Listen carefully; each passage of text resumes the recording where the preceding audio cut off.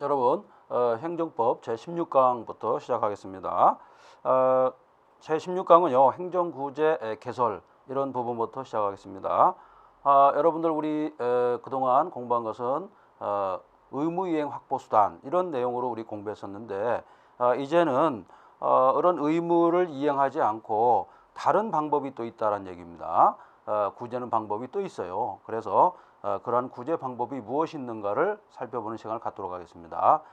이 부분은요, 나중에 행정심판이랄지 이런 행정쟁송제도가 있지 않습니까? 이런 제도로 옮겨가는 그런 과정에서 좀 중요하다. 징검다리 역할을 한다. 이렇게 보시면 됩니다. 여러분 교재 334페이지를 펴시기 바랍니다. 본 교재를 활용할 때는 이 내용이 상당히 축약된 부분도 있고 설명이 자세한 부분도 있습니다. 여러분들이 요소 적절하게 합리적으로 잘 서브노트 하시기 바랍니다. 자, 여러분 334페이지 보세요. 행정구제 개설 이 부분입니다. 사전적 구제 방법이 있다 이렇게 되어 있죠. 행정청이 말이죠. 행정행위를 했을 때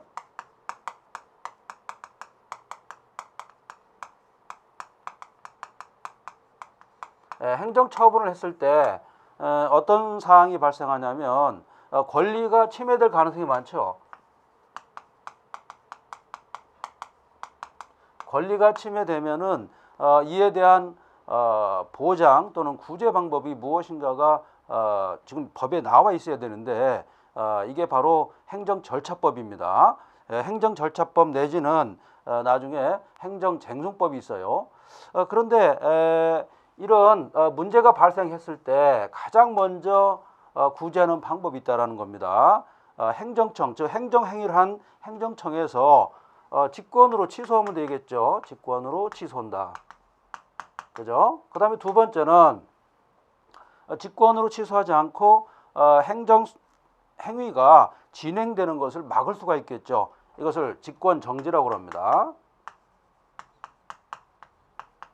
여러분들 직권이란 말이 계속 나오는데 직권이란 것은 행정청 등 주체가 자의적으로 하는 것이 아니라 객관적 입장에서 이미 진행되고 있는 행정행위를 중단시키거나 취소시키는 그런 행위를 직권이다 이렇게 얘기합니다.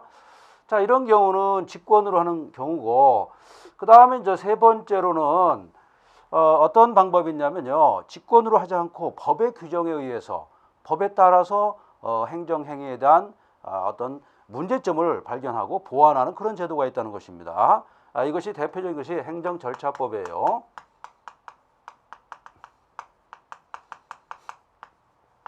행정절차법은요. 어떠한 의미에서 중요하냐면요. 법치 행정의 원리에서 나온 그런 법입니다.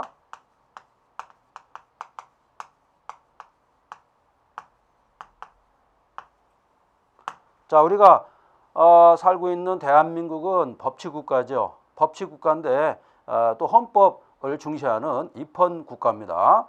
그리고 법치국가 원칙에 의해서 법치 행정에 의해서 또 행정이 진행되는 법치 행정국가라고 볼 수가 있습니다. 그리고 형식적뿐만 아니라 내용에서도 적법 절차를 지켜야 된다는 실질적 의미의 법치국가 원리다 이렇게 볼 수가 있습니다. 그래서 행정절차법이 사실은 중요한데 이런 거는 말이죠. 사전적 방법이다 이렇게 볼 수가 있어요.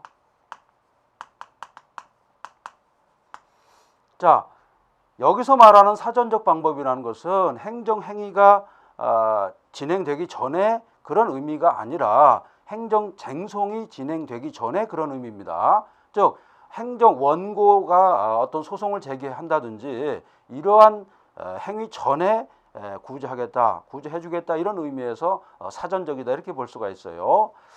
그리고 간혹가다가 이런 또 이 사전적 조치가 있는데 정당방위라는 게 있습니다. 정당방위라는 것은 위법성 조각사유에 해당하는 형법상의 어떤 행위를 말하는데 정당방위를 하게 되면은 상대방은 위법성이 조각되는 것이죠. 즉 행정청에서 불법한 행정행위를 했단 말이에요. 그럴 때 상대방은 정당방위도 할 수가 있습니다. 그러나 정당방위 할 때는 항상 어떤 요건이 있어야 됩니다. 상당성이 있어야 됩니다. 상당성은 뭐냐면 적합성, 필요성, 균형성을 포함하는 그러한 어떤 정도를 말합니다. 어떤 정도를 넘어가면은 정당방위도 안 되겠죠. 그래서 정당방위는 어떤 정도를 지켜야 된다. 즉 형법상 상당성 정도를 지켜야만이 정당방위로서 인정할 수 있다. 이렇게 볼 수가 있습니다.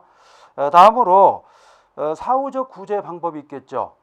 사후적 구제 방법은 손해 전보 제도와 그 다음에 행정 쟁송 제도가 있습니다.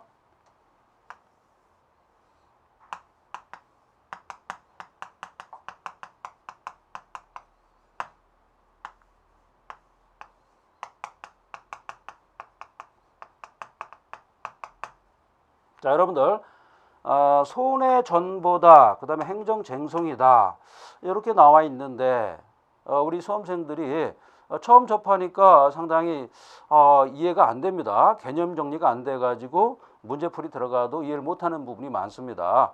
자, 손해 전보는 뭐냐면 상대방이 손해, 어떤 경제적 손해 아니면 정신적 손해가 있었겠죠. 이런 손해에 대해서 금전적으로 메꿔주는 거, 보상해주는 그런 제도, 이것이 바로 손해 전보 제도가 되겠습니다. 손해 전보 제도에는 크게 또 두 가지로 나눌 수가 있습니다. 이건 뭐냐면 적법 행위에 의해서 손해가 발생했는가, 또는 불법에 의해서, 위법에 의해서 손해가 발생했는가, 여기에 의해서 구별하는 방법이 있다는 겁니다. 적법한 손해, 적법한 침해에 의해서 상대방이 손해를 받았다. 이런 경우는 손실보상이라고 합니다. 반면에 위법한 상태, 위법한 행정행위에서 상대방이 침해를 받았다. 이런 경우에 금전적으로 보상해주는 제도가 손해배상제도입니다. 그러니까 손실보상은 적법한 행위죠. 적법한 행정행위. 그 다음에 손해배상은 불법 또는 위법한이죠. 자, 여러분들 불법이나 위법이라 이런 개념이 있죠. 이것은 다분히 형법상의 개념이에요. 그래서 사실은 혼용되고 있다 이렇게 볼 수가 있고요. 우리 행정법에서는 위법이란 말을 주로 쓰고 있습니다. 자, 손해전보제도는 금전적으로 배상해주는 그런 제도가 손해전보제도다 이렇게 볼 수가 있습니다. 다음으로 우리 행정구제에서 꽃이라고 불릴 수 있는 행정쟁송제도가 있겠죠. 행정쟁송제도는 해마다 한번 시험에 출제되면은 2문제 이상 출제되는 아주 포인트 중에 포인트가 되겠습니다. 자, 행정쟁송제도는요 크게 보면은 두 가지로 나눌 수가 있습니다. 첫 번째가 우리가 행정청에서 하는 행정심판위원회에서 하는 행정심판이 있겠죠.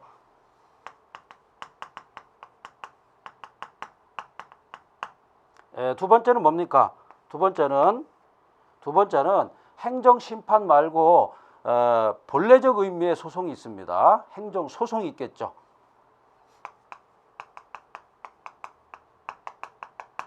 여러분들 행정심판을 약식 쟁송 또는 약식 소송 이렇게 말도 합니다. 약식 재판이라고 볼 수가 있죠. 자, 이 행정쟁송 문제는 말이죠. 어떤 문제가 주로 출제되냐면 처분성이 있는가, 두 번째로 원고 적격을 가질 수 있는가, 세 번째로 소외 이익이 있는가, 이런 세 가지 관점에서 시험이 출제되고 있습니다. 매번 출제된다 이렇게 보면 되겠죠. 즉 행정행위가 처분성을 안 가지면은 상대방이 소송을 제기할 이유가 없겠죠. 두 번째, 그리고 아무리 행정처분이 있을지라도 원고 적격이 없으면 소용없겠죠. 자기가 원고, 즉 소송, 불고불리 원칙에서 소송을 제기할 수 있는 또는 행정심판을 제기할 수 있는 입장이 못 되면 어떻습니까? 하나만 하겠죠. 그리고 중요한 것은 아무리 원고가 행정심판, 행정소송을 제기했을지라도 법원 또는 행정심판위원회에서 소외 이익이 없다라고 그러면 어떨까습니까? 특히 행정소송에서요. 소액 이익이 없으면은 인용 판결, 원용 판결 못하겠죠. 그래서 소액 이익까지 있는가를 판단해야겠습니다. 세 가지입니다. 자, 그래서 행정심판법과 행정소송 이렇게 있는데, 자, 여기서 문제입니다. 행정심판의 경우는 위법, 그 다음에 부당의 경우까지, 부당했을 때도 행정심판을 제기할 수가 있습니다. 자, 여러분들, 행정심판이 제기됐다라는 것은 뭡니까? 위법했을 때, 행정처분이 위법했을 때는 무조건 행정심판할 수가 있겠죠. 그러나 위법뿐만 아니라 부당한 경우까지도 행정심판 제기할 수가 있습니다. 자, 여기서 문제가, 그럼 부당은 어떤 근거를 가지고 부당하냐? 이게 좀 중요하겠죠. 부당은요, 재량 준칙을 위배했을 때입니다. 재량 준칙이라는 게 있는데, 행정행위는 자유 재량과 그 다음에 기속 재량이 있고, 기속 재량과 뭡니까? 기속 행위가 있습니다. 자, 이럴 때 행정이라는 것은 원래 근본적으로 재량 행위라고 그랬죠. 재량성이 많은 그러한 파트가 행정 행위라고 그랬습니다. 그러다 보니까 행정권에 남용이 있을 수가 있어요. 그래서 남용권이 있을 때 상대방은, 그것은 위법은 아니지만 위법에 거의 근사한 상태로 보기 때문에 행정소송, 행정심판을 구할 수가 있는 것입니다. 다음으로 행정소송은 말이죠. 이거는 위법한 행정처분일 때만 해당하겠습니다.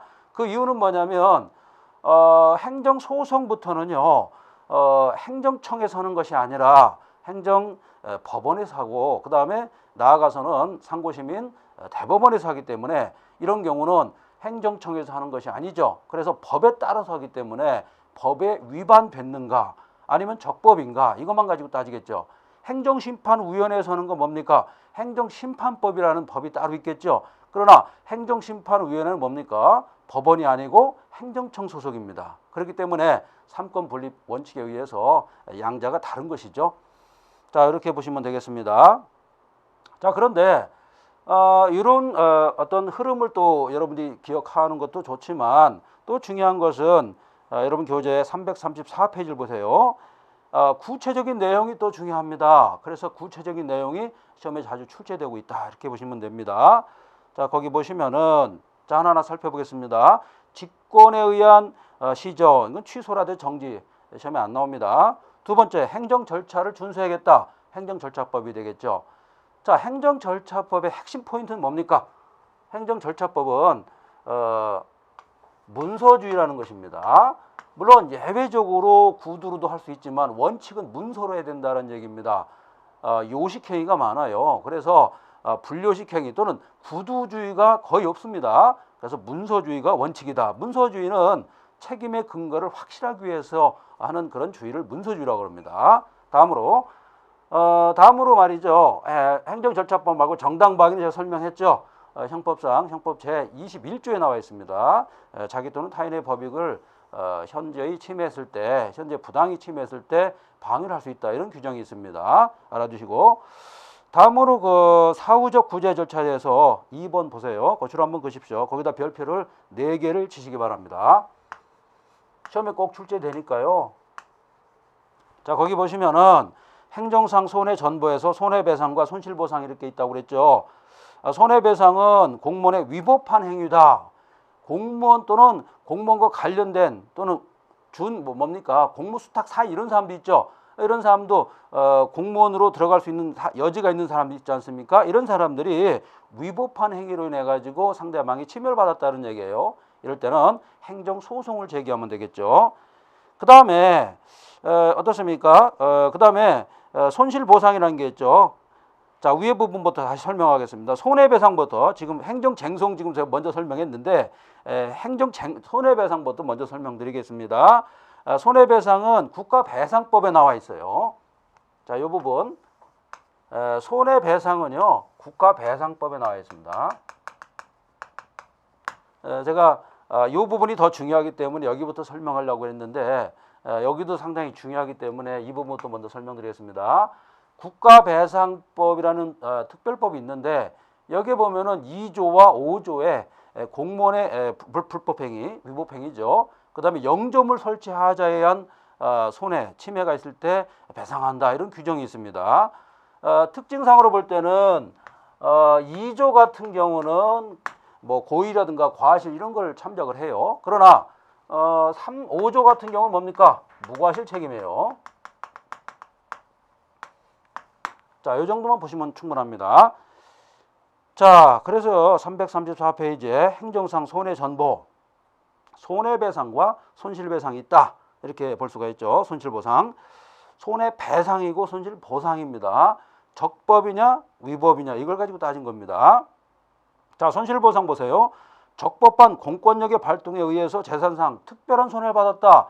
자, 특별한 손해에다가 네모칸을 딱 치시기 바랍니다.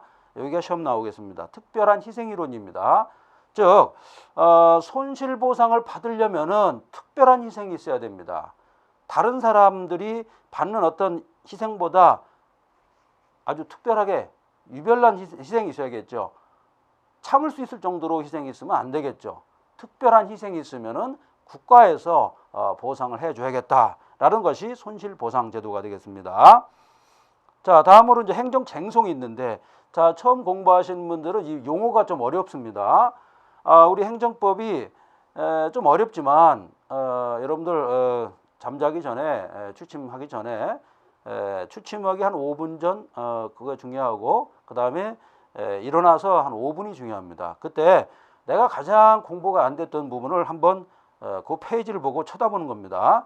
이러면은 절대 이해가 안 될 부분이 없습니다. 항상 자기 전에 5분 전, 일어나서 5분 전에 자기를 점검하는 습관이 중요합니다. 자, 이 부분이 바로 이 부분인데 이해가 좀 안 되는 부분이 있어요. 용어적으로. 자, 행정심판에서 행정쟁송이 있는데, 행정쟁송, 싸울 쟁자입니다. 투쟁할 쟁자. 행정쟁송제도는 두 개가 있다는 거예요. 지금 설명드렸지만 행정심판과 행정소송이 있다는 얘기죠. 이 두 가지가 있는데 이 두 가지가 말이죠. 예전에는 행정심판 전치주 해가지고 행정심판을 반드시 거쳐야 행정소송을 제기할 수가 있었습니다. 근데 지금은 법이 바뀌어서 임의적 전치주예요. 이거 안고서 곧바로 갈 수도 있고 이걸 거치고 갈 수도 있고 이런 여러 가지가 있습니다. 일반적으로 원칙은 이거 거치지 않아도 행정소송으로 갈 수 있다. 즉 임의적 전치주를 채택하고 있습니다. 시험에 출제되겠죠? 조문에 나와 있습니다. 알아두시고, 그 다음에 행정심판부터 자세히 보겠습니다. 행정심판에는요, 항고심판과 특별행정심판이 있습니다. 특별행정심판은 알 필요가 없습니다. 뭐 보면은 뭐 국제심판, 특허심판 이런 거예요. 근데 항고심판 같은 경우는 거기 종류가 있습니다. 취소심판, 그 다음에 무효등 확인심판, 그 다음에 의무이행심판 이렇게 돼 있죠. 그래서 취무의 이렇게 돼 있죠. 뭐가 없습니까? 부작위 위법 확인 심판이 없죠. 부작위 위법 확인 심판이 없습니다. 알아두시고, 다음으로 행정소송을 보세요. 항고소송, 당사자소송 쭉 있는데 항고소송이 대표적인 것입니다. 항고소송은 뭐냐면 처분에 불복하는 소송이다 이렇게 볼 수가 있어요.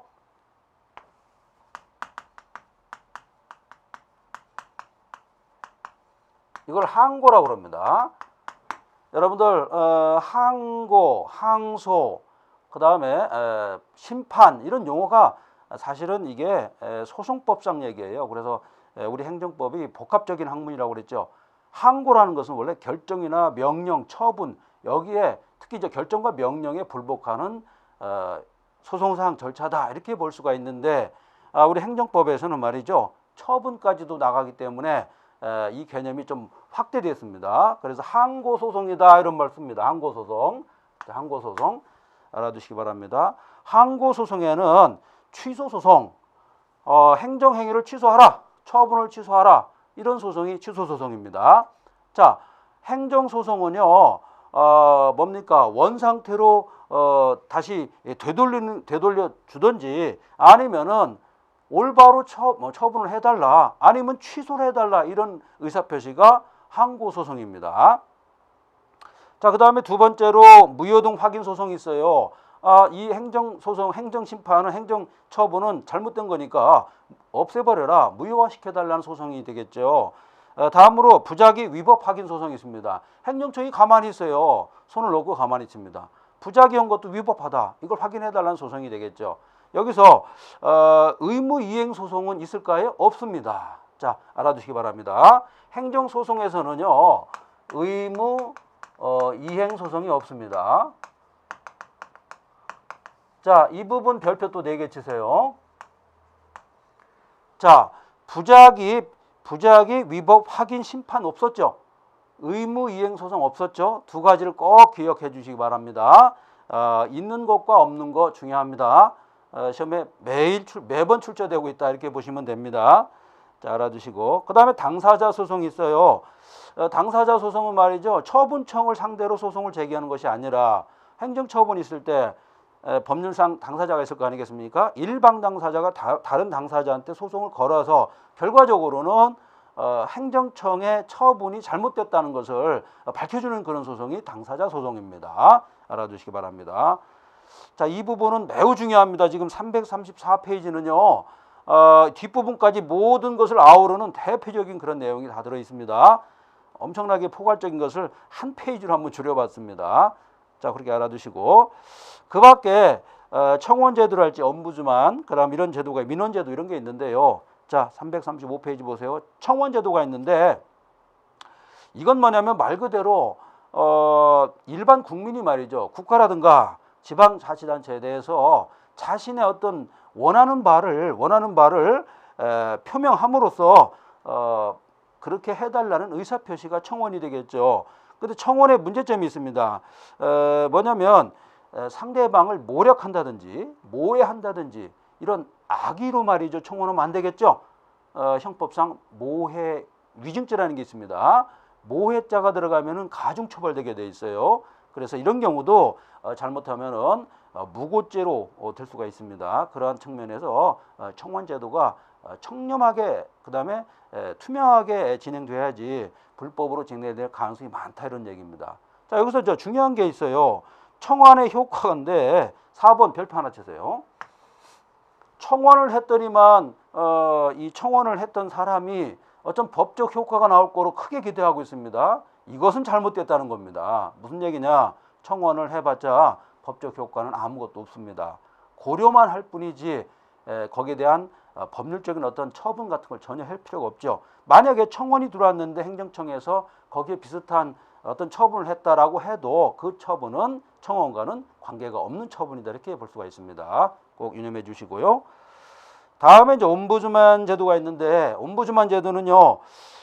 우리나라 같은 경우 우리나라도 사실 이거와 비슷한 제도가 있습니다만 옴부즈만 제도는 민원 고충 처리 위원회하고 비슷한 겁니다. 뭐냐면 일반 사인이 말이죠. 직접 소송을 한다든지 이런 경우는 비용이 많이 들죠. 그래서 옴부즈맨 사람입니다. 옴부즈맨은 말이죠. 국회에서 임명한 특별한 사람인데 이 사람이 고충을 처리해주는 그런 사람인데 자기가 다 처리하는 것이 아니라 고충 처리해달라고 다른 상부기관이랄지 아니면 국가기관에다가 어떤 서류로서 제출하는 그런 의무를 가진 사람이 옴부즈맨이에요. 근데 옴부즈맨은 우리나라 같은 경우는 거의 뭐랄까요? 이 제도는 실효성이 없다라고 볼 수가 있습니다. 스위스랄지 뭐 오스트리아 아니면 뭡니까? 노르웨이 같이 핀란드, 덴마크 이런 나라처럼 규모가 인구 규모가 뭐 국토는 뭐 어느 정도 클지 몰라도 인구 규모가 작은 이런 나라에서 할 수 있는 그런 제도다 이렇게 볼 수가 있습니다. 한 가지 조심할 건 뭐냐면요. 이 뭡니까? 행정기관 등의 위법을 말이죠. 국회에서 임명한 옴부즈맨이 바로잡는 거예요. 국회에서 임명했으니까 국민의 권리와 의무를 대신하는다 이렇게 볼 수가 있기 때문에 그런 측면에서는 좋지만 인구가 많고 우리처럼 5천만 넘어가는 이런 나라에서는 큰 효과가 없다 이렇게 볼 수가 있습니다. 알아두시기 바라고. 그 다음에 그리고 문제점이 하나 있어요. 단점은 직접 시정성이 부재하다. 즉 옴부즈맨한테 갖다 줘봤자 줘도 이게 잘 시정될지 안 될지는 알 수 없다는 겁니다. 알아두시기 바랍니다. 자, 336페이지 보세요. 민원 처리 제도인데 이거와 이제 비슷한 제도가 이제 민원 처리 제도인데 고충 민원 처리 제도라는 게 있습니다. 자, 336페이지예요. 국무총리 소속에 있다 이렇게 보시면 됩니다. 국무총리 소속 시험에 한번 출제됐었죠. 국무총리 소속입니다. 알아두시기 바랍니다. 자, 기능 보세요. 제가 첫 번째 줄고 놨죠. 국민의 권리 보호와 권익 구제 및 부패 방지를 한다 이렇게 되어 있습니다. 줄 근거만 보십시오. 자, 그다음에 제 13절 보시면은 위원장 한 명을 포함해서 15명의 위원이다. 그 정도만 보십시오. 사실 뭐 출제하시는 분이 이런 걸 냈다 그러면 그 사람은 잘못된 사람이죠. 이게 중요한 게 아니죠. 행정법에서 중요한 내용을 내야지 이렇게 아주 이 지엽적인 걸 내면은 출제하시는 분 자체가 문제가 있는 것입니다. 자, 그다음에 337페이지 위원회 결격 사유 15절 보세요. 대한민국 국민이 아닌 자는 할 수가 없습니다. 여러분들 요즘 시험에 많이 출제되는 게 뭐냐면 이런 문제가 한번 출제됐었어요. 대한민국 국민이 아닌 자가 예를 들어서 투표권을 가질 수 있는가 이 얘기입니다.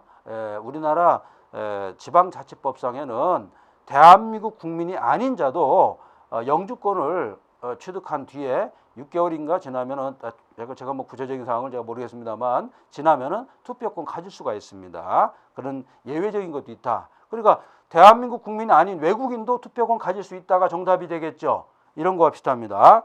대한민국 국민이 아닌 자는 어떻습니까? 위원이 될 수가 없습니다. 다음으로 정당의 당원, 즉 정치인은 안 된다는 겁니다.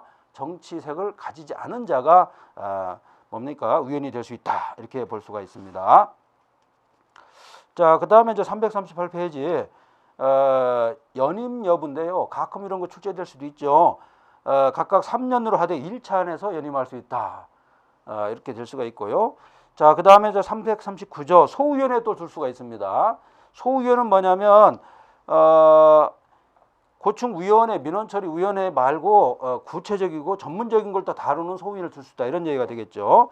알아두시기 바랍니다. 자, 340페이지예요. 그 다음에 부패 유발 검토 절차와 자 28조입니다. 방법에 대해서는 무엇에 의해서 지금 규정하냐면 대통령령으로 규정합니다. 자, 여러분들 명령에는 대통령령도 있지만 부령도 있고 총리령도 있죠. 그런데 대통령령 같은 경우는 어떻습니까? 법규성이 인정되겠죠. 그러나 총리령 내지는 뭡니까? 부령은 법규성이 인정되지 않죠. 자, 법규성이 인정된다는 건 뭡니까? 대외적 효력이 있다는 얘기죠. 대통령의 명령은 대외적인 효력이 있다는 겁니다. 즉 행정기관 내부에서만 있는 것이 아니라 국민에 대해서도 효력이 있다는 겁니다. 반면에 총리령과 부령은 뭡니까? 내부, 행정부 내부에서만 효과가 있다는 겁니다. 쉽게 말해서 특별 권력관계를 전제한 그러한 명령이 되겠죠. 알아두시기 바랍니다. 자, 그 다음에 국민고충처리위원회라고 있죠. 341페이지입니다. 자, 거기 보시면은 시민고충처리위원회입니다. 국민고충처리위원회보다 뭡니까? 좀 협소한 그런 작은 그런 위원회인데 341페이지에 나와 있습니다. 그래서 이번에는 시민고충처리위원회입니다. 이것은 지방자치단체 거기다가 설치하는 그런 작은 단체다 이렇게 볼 수가 있습니다. 알아두시고 자 이렇게 해가지고 이 절차적인 문제를 한번 살펴봤고요. 그 다음에 343페이지 보시면은 그럼 행정절차의 개념과 행정절차 필요성 이렇게 나와 있는데 거기 보면 행정절차의 개념이 나와요.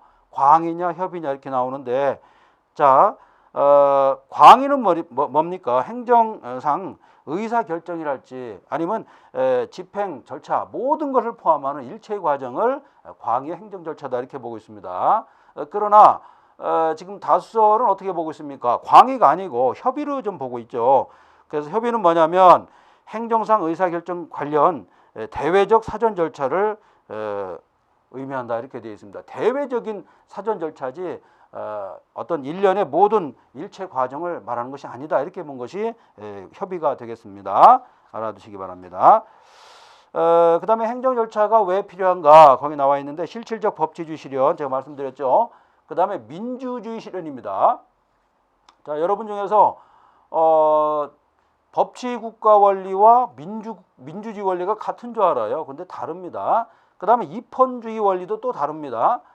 법치국가 원리는 법에 의해서 국가 또는 이 지방자치단체를 자기가 운영하라 이런 의미에서 법치국가 원리입니다. 그러나 입헌국가 뭡니까? 헌법에 입각해서 다른 예하 법률이 잘 준수해야 된다. 이런 국가 원리입니다. 여러 가지 의미가 있는데 그 다음에 민주주의 원리는 뭡니까? 그 나라 어떤 나라의 주인이 국민이다. 국민주권 사상에 기반한 그러한 원리가 민주주의 원리입니다. 다릅니다. 알아두시고. 자, 그 다음에 이제 344페이지 보시면은 각국의 행정 절차 나와 있죠. 그래서 영국에서는 보통법 사상이 있어요. 그래서 보통법 사상은 자연법 사상을 강조한다고 그랬죠. 즉 보통법 커먼로우 사상은 뭡니까? 법으로 있지 않지만 모든 사람이 갖고 있는 기본적인 어떤 사상, 정신 그걸 기준으로 해가지고 어떤 벌이라든가 행정이라든가 이런 걸 판단하겠다는 것이 바로 영국의 자연법 사상인데 결과적으로 자연을 중시했죠. 그렇죠? 자연법을 중시했다. 자연법이라는 게 뭡니까? 인과 법칙에 의해서 움직이는 것이 바로 자연법이죠. 예를 들어서 봄이 있으면 봄 다음에 여름이 가을 있고 뭡니까? 여름이 있고 여름 다음에 가을이 있고 이런 식으로 인과 법칙에 의해서 굴러가는 거 이게 바로 자연법 사상이다 이렇게 볼 수가 있습니다. 그러다 보니까 판례법 위주로 돼 있죠. 법으로 규정하는 것보다는 케이스 메소드 해가지고 케이스 바이 케이스입니다. 사례가 있으면 다음에 그 사례를 가지고 또 한번 분석해보고 이런 식으로 해가지고 많은 발전을 가져온 것이 바로 미국과 영국이었다 이렇게 볼 수가 있어요.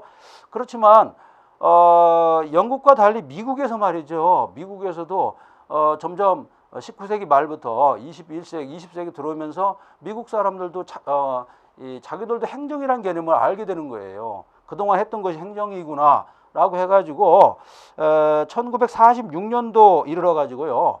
제2차 대전이 끝나자마자 어떤 생각을 했냐면 행정 절차 일반법을 제정한 겁니다. 이렇게 볼 때 우리보다 행정절차법이 먼저 제정됐다고 볼 수가 있어요. 자, 그 다음에 프랑스 같은 경우는 프랑스는 말이죠. 이 대륙법계지만 일반적인 행정절차법이 없습니다. 그래서 판례법으로 판례상 정립됐다 이렇게 볼 수가 있고요. 독일은 연방 행정절차법상 제정되어 있습니다. 독일도 말이죠. 이 자치구가 많은 그런 나라예요.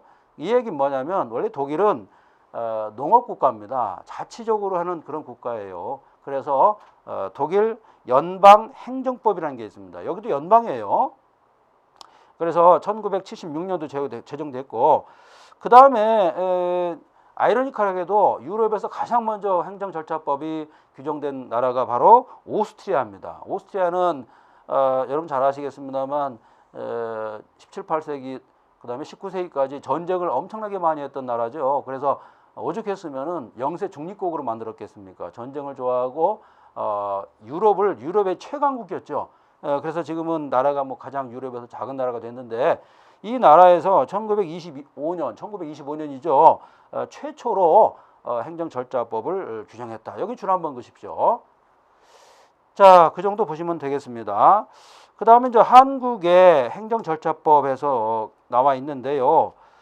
우리도 마찬가지로 말이죠. 행정절차를 사전 절차로 보고 있다 이렇게 써놓으시고 그 다음에 345페이지에 동그라미 새카만 거 세 번째 보세요. 자연적 원칙이라 이렇게 나와 있죠. 거기 보면은 누구든지 자신의 심판권이 되지 못한다. 이거 줄 알고세요.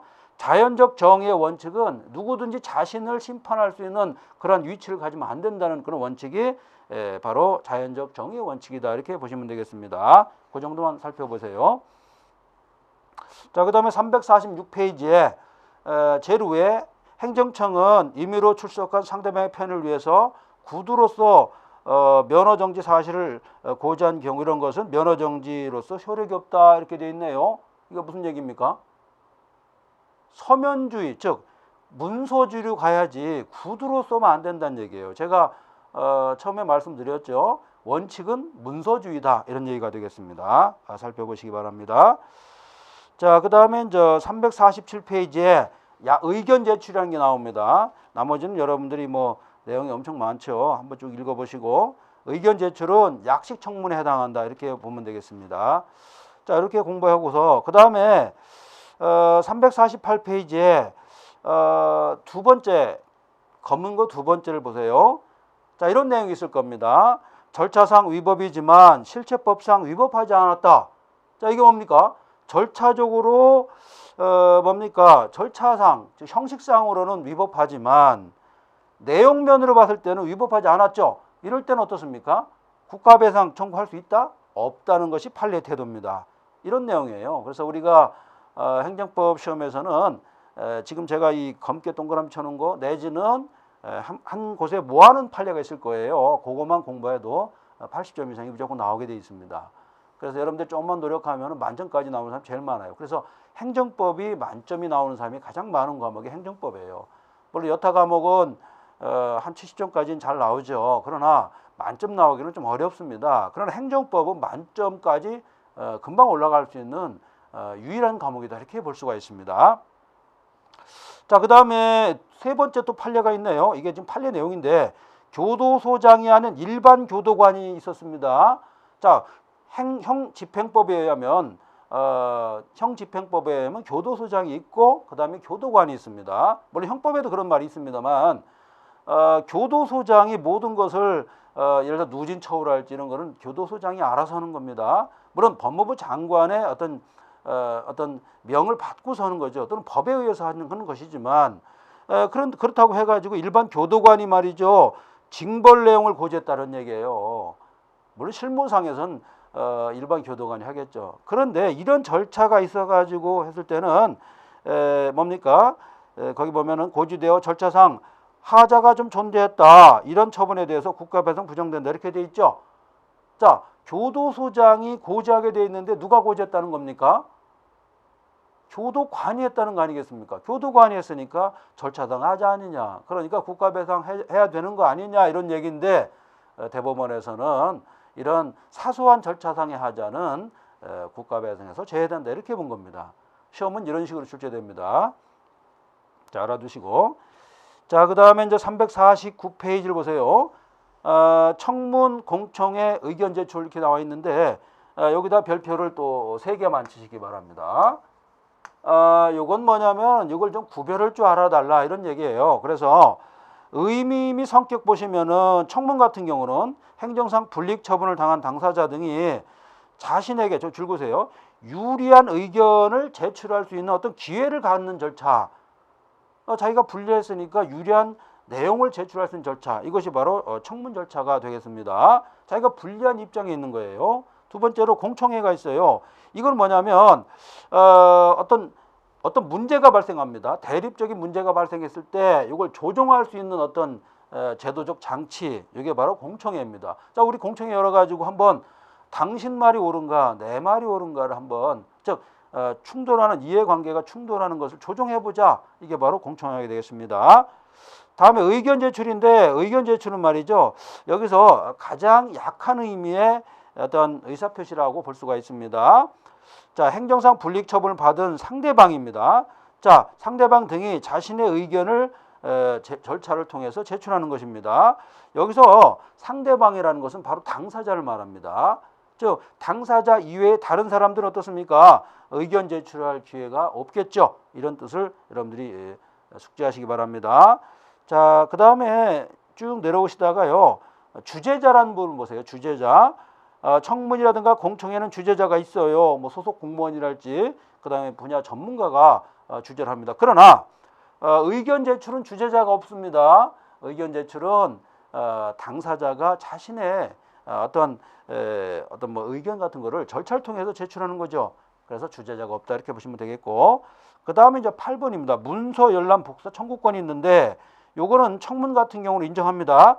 자, 이것은 헌법상의 알 권리와 관련이 있어요. 그래서 최근에 시험 추세가 알 권리와 관련해서 거의 모든 부분에서 출제되고 있습니다. 행정법, 그 다음에 뭐 형법에서도 마찬가지고 형사소송법에서도 마찬가지고 헌법은 뭐 물론이거니와 여러 학문에서 알 권리와 관련해서 출제되고 있습니다. 그 대표적인 것이 문서 열람 복사 청구권입니다. 자, 그런데 청문 같은 경우는 인정했습니다. 그러나 공청회와 의견 제출의 경우에는 인정하지 않고 있습니다. 그런 것 좀 한번 닦으시기 바랍니다. 다음으로 또 중요한 게 하나 있는데요. 청문 같은 경우는 원래 공개하면 안 되는 거예요. 그런데 이게 원칙인데 예외적으로는 필요할 때는 공개가 가능하다 이렇게 볼 수가 있죠. 그래서 비공개가 원칙이다 알아두시기 바랍니다. 자, 그 다음에 350페이지에 절차의 하자, 즉 국가공무원법, 지방공무원법상 절차가 하자가 있을 때 적법하다는 학설이 있고 부적하다는 학설이 있습니다. 알아두시기 바랍니다. 자, 이렇게 보시고 다음으로 이제 뭡니까? 351페이지로 넘어가겠습니다.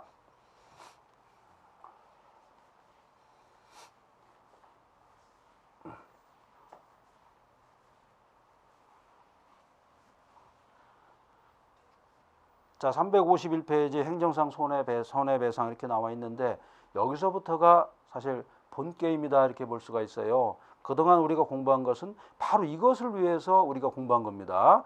처음에 행정 통치, 그 다음에 행정작용법 공부했었죠. 그 다음에 우리가 공부한 것이 뭐 의무이행 확보수단이라든지 이런 거 공부했죠.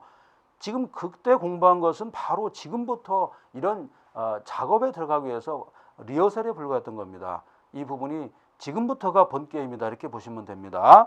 자, 351페이지 행정상 손해배상이에요. 왜 행정상이라는 말을 쓰냐면 민사소송법상이란 말도 있어요. 그렇기 때문에 또는 형사소송법상이기 때문에 앞에다 붙여주는 겁니다. 손해배상을 할 수 있는 방법은 많이 있기 때문에 그 앞에다 붙여주는 거예요. 자, 의 보세요. 거기다 중요 표시해 주세요. 자, 행정상 손해배상이라 하면 공무원의 위법한 직무행위 또는 공공의 영조물 있잖아요. 영조물을 설치했더니만 여기서 손해를 받았네요. 이런 경우 있죠. 물론 영조물이라는 것은 어떤 무슨 뭐 예를 들어서 도서관이랄지 아니면 놀이터 이것뿐만 아니라 다른 것도 하천이랄지 제방, 그다음에 도로가 말이죠. 홍수에서 유실돼 가지고 가령 내가 기르던 돼지가 다 떠내려갔다. 닭이 다 죽었다. 이런 경우가 있겠죠. 그 다음에 사람이 죽을 수도 있겠죠. 이런 경우에 국가 배상을 청구할 수 있는가 이런 문제가 바로 행정상 손해배상이 되겠죠. 자, 여기 보면은 손해배상과 손실보상 구별해야겠죠. 거기도 또 중요 표시해야겠죠. 이거 한 3개 정도 치세요. 자, 제가 한번 설명을 드렸었는데 손해배상, 그 다음에 손실보상이죠. 이 뒷부분이 오죽 중요하면은 다른 시험에서 이 부분만 시험에 출제되는 시험이 있습니다. 그 정도로 행정법에서는 꽃에 해당한다 이렇게 볼 수가 있습니다. 자, 거기 보시면은 공통점이 있어요. 개인의 권리구제 절차다 이렇게 볼 수가 있는데, 자, 줄 보세요. 공익적 측면이 아닙니다. 개인이 손해받은 거에 대해서 국가에 대해서 돈 좀 달라, 배상해 달라 이런 의사표시가 되겠습니다. 그 다음에 세 번째 보세요. 사후적 구제 제도다. 사전이 아니죠. 사전은 행정절차법 이런 거가 되겠죠. 그 다음에 실제적 구제 제도다 이렇게 볼 수가 있습니다. 다음으로 양자가 어떻게 다른가를 또 설명해놨죠. 손해배상은 개인주의 사상입니다. 개인주의. 자, 손해배상은 불법에 의해서 내가 손해를 봤단 말이에요. 그래서 개인적으로 내가 어떤 소송을 해야겠다 이런 개념이에요. 두 번째는 손실보상은 뭐냐면 손실보상은 단체주의 개념입니다. 그래서 손실보상에서는 제가 중요한 게 뭐라고 했습니까? 특별희생이라고 그랬죠. 무슨 얘기냐면 내가 말이죠. 어떤 같은 뭡니까 구성을 위해서 내가 특별히 희생했다 이런 개념이에요. 가령 이런 겁니다. 가령 어떤 논이 이렇게 있습니다. 논이 있는데 이쪽으로 도로가 이렇게 난 겁니다. 도로가 났는데 잘 보세요. 도로가 났는데 A라는 사람의 토지가 가장 많이 수용됐죠.